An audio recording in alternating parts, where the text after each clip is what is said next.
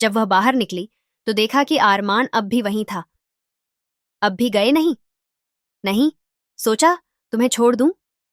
आरमान, मैं अकेले जा सकती हूं। पता है, लेकिन कभी कभी साथ देना भी जरूरी होता है। जोया बिना कुछ कहे कार में बैठ गई। रास्ते में दोनों खामोश थे, लेकिन इस खामोशी में भी एक अजीब सी नजदीकी थी।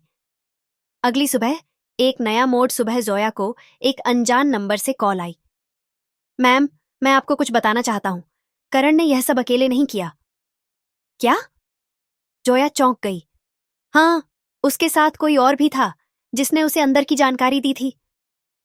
कौन? नाम नहीं बता सकता, लेकिन अगर आप सच तक पहुंचना चाहती हैं तो पुरानी फाइल्स को ध्यान से देखिए।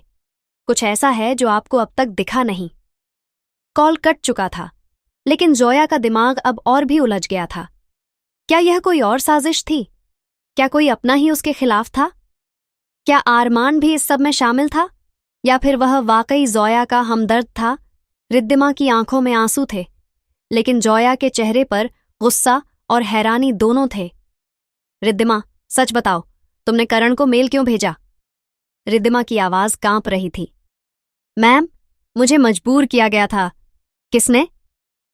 जोया की आंखों में आग थी। रिद्धिमा ने सिर झुका लिया। मैं नहीं बता सकती, लेकिन मैं जानती हूं कि मैंने बहुत बड़ी गलती की है। जोया ने गहरी सांस ली। अगर तुम सच नहीं बताओगी तो तुम्हें सोचना भी नहीं पड़ेगा कि तुम्हारा इस कंपनी में क्या होगा। रिद्धिमा ने कांपते हुए कहा। मैम, वह आरमान सर थे। आरमान का नाम सुनकर सन्नाटा छा गया। जोया के पैरों तले जमीन खिसक गई। क्या? रिद्धिमा ने आंखें बंद कर लीं। मैम, आरमान सर ने मुझे कहा था कि मैं करण को मेल भेजूं। उन्होंने कहा था कि यह सिर्फ एक ट्रिक है, जिससे क्लाइंट की असली नीयत का पता चल सके। मुझे लगा यह कंपनी के लिए है, लेकिन बाद में मुझे एहसास हुआ कि यह सब कुछ और था। क्या सच में आरमान गुनहगार था? जोया के हाथ से फाइल गिरते गिरते बची। आरमान, वह आदमी जो हमेशा उसकी मदद करता था, जो हमेशा उसकी ताकत बनकर खड़ा रहा? नहीं, यह नहीं हो सकता। लेकिन सवाल यह था कि अगर यह सच था तो आरमान ने ऐसा क्यों किया? आरमान से सामना जोया ने बिना देरी किए आरमान को फोन लगाया। हेलो जोया, मुझसे अभी मिलो। आरमान। क्या हुआ? अभी मिलो। आरमान कुछ पल चुप रहा, फिर कहा, ठीक है, मैं आता हूं। सच के करीब? तो तुमने मुझे बताया तक नहीं? क्योंकि मुझे यकीन नहीं था कि सच में करण ही गुनहगार है। मुझे सबूत चाहिए थे। तो क्या आरमान दोषी नहीं था? जोया की आंखों में अब भी शक था। और अगर करण फंसने के बजाय हमें फंसा देता? मैंने रिस्क लिया जोया, लेकिन मैंने तुम्हें धोखा नहीं दिया। क्या अब भी भरोसा बचा था? जोया चुप हो गई। आरमान ने उसकी तरफ देखा और कहा, अगर तुम मुझ पर भरोसा नहीं कर सकती तो फिर हमारे रिश्ते का कोई मतलब नहीं रह जाता। क्या जोया आरमान पर फिर से भरोसा कर सकेगी? क्या यह साजिश अब भी खत्म नहीं हुई थी? क्या करण के पीछे कोई और था? जोया और आरमान के बीच की खामोशी अब भारी होती जा रही थी। दोनों के बीच एक अनकहा तूफान था। आरमान ने खुद कबूल किया था कि उसने रिद्धिमा से करण को मेल भेजने को कहा था, लेकिन उसने यह भी दावा किया कि उसने यह सिर्फ करण को पकड़ने के लिए किया था। अगर तुम्हारा मकसद करण को पकड़ना था तो तुमने मुझे क्यों नहीं बताया? जोया की आवाज में गुस्सा था। आरमान ने गहरी सांस ली। क्योंकि मैं तुम्हें और तनाव नहीं देना चाहता था जोया। तुम पहले ही इस प्रोजेक्ट के कारण बहुत टेंशन में थी। जोया कुछ नहीं बोली। उसका मन अब भी बेचैन था। नई मुसीबत का आगाज तभी जोया के फोन पर एक अनजान नंबर से कॉल आई। मैम, आप इस केस को जितना खंगालेंगी उतना ही फंसेंगी। जोया चौंक गई। तुम कौन हो?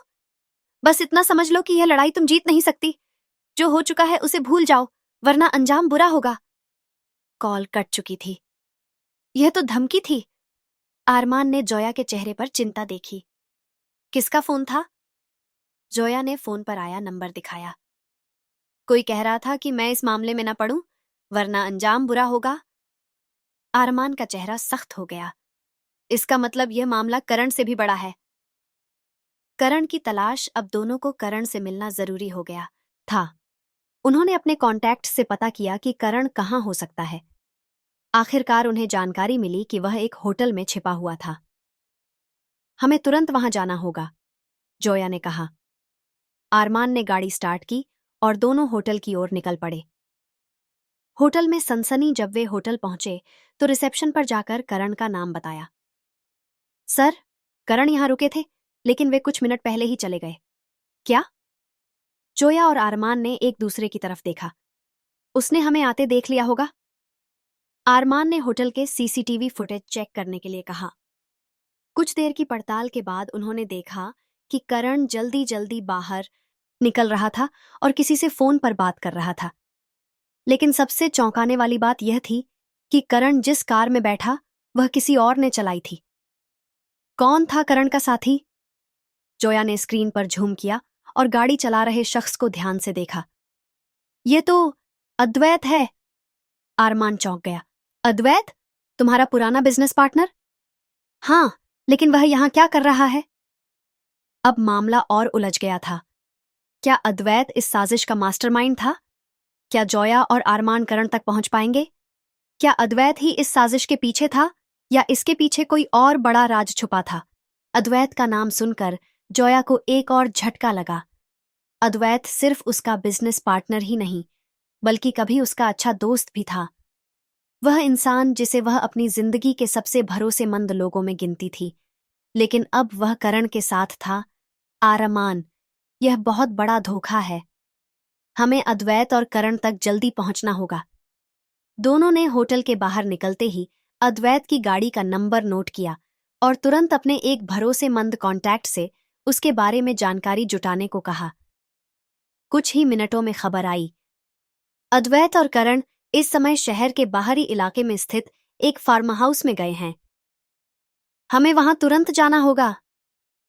फार्म हाउस में घातक खेल। रात का अंधेरा गहराता जा रहा था। जोया और आरमान चुपचाप फार्म हाउस के पास पहुंचे। यह जगह सुनसान थी।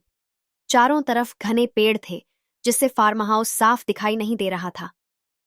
हमें अंदर जाने का कोई सुरक्षित तरीका निकालना होगा। आरमान ने चारों तरफ नजर दौड़ाई और एक छोटी खिड़की देखी जो खुली थी। हम यहां से अंदर जा सकते हैं, उसने कहा। दोनों खिड़की से अंदर घुसे और फार्मा हाउस की अंधेरी गैलरी में पहुंचे। दूर से आवाजें आ रही थीं। अद्वैत और करण की बातचीत। क्या सब तैयार है? करण ने पूछा। हाँ, लेकिन जोया बहुत तेज है, उसे चुप कराना होगा। अद्वैत की आवाज सख्त थी। और अगर वह पीछे नहीं हटी तो उसे खत्म करना पड़ेगा। जोया और आरमान ने एक दूसरे की ओर देखा। धोखे के पीछे का सच। आरमान ने जोया को पीछे हटने का इशारा किया, लेकिन जोया ने मना कर दिया। वह चाहती थी कि वह खुद इस सच को जाने। अब हमें और इंतजार नहीं करना चाहिए। दोनों ने धीरे धीरे कदम बढ़ाए और दरवाजे के पीछे छुप गए। सुनो करण, जोया को कमजोर मत समझो। वह अपने रास्ते से नहीं हटेगी, इसलिए उसे हटाना जरूरी है। करण की आवाज में गुस्सा था। अगर तुमने उसे कुछ भी किया तो पूरा खेल खत्म हो जाएगा। तो क्या करें? अद्वैत ने गहरी सांस ली। हमें उसे ब्लैकमेल करना होगा। उसे मजबूर करना होगा कि वह खुद ही इस केस से पीछे हट जाए। ब्लैकमेल का राज। जोया का दिल जोर से धड़कने लगा। ब्लैकमेल, इसका मतलब यह खेल और बड़ा है। तभी अचानक जोया के फोन पर एक मैसेज आया और वाइब्रेशन की हल्की आवाज गूंज उठी। क्लिक। करण और अद्वैत दोनों चौंक गए। कौन है वहां? आरमान ने तुरंत जोया का हाथ पकड़ा और दोनों तेजी से बाहर की तरफ भागे। लेकिन तभी धाएं! एक गोली चली और आरमान ने जोया को पकड़कर नीचे गिरा दिया। जोया, भागो! नहीं, मैं तुम्हें छोड़कर नहीं जा सकती। खतरनाक मुठभेड़। अद्वैत और करण दोनों उनकी ओर बढ़ने लगे।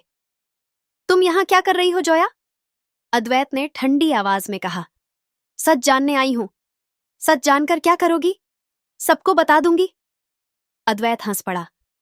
और तुम सोचती हो कि हम तुम्हें जिंदा छोड़ देंगे? करण ने बंदूक तान ली। अब बहुत हो गया। लेकिन तभी रुको! एक नई आवाज आई। वह कोई और नहीं बल्कि पुलिस थी। आखिरकार सच सामने आया। अद्वैत और करण पुलिस को देखकर चौंक गए। ये कैसे हो सकता है? जोया ने मुस्कुराते हुए कहा।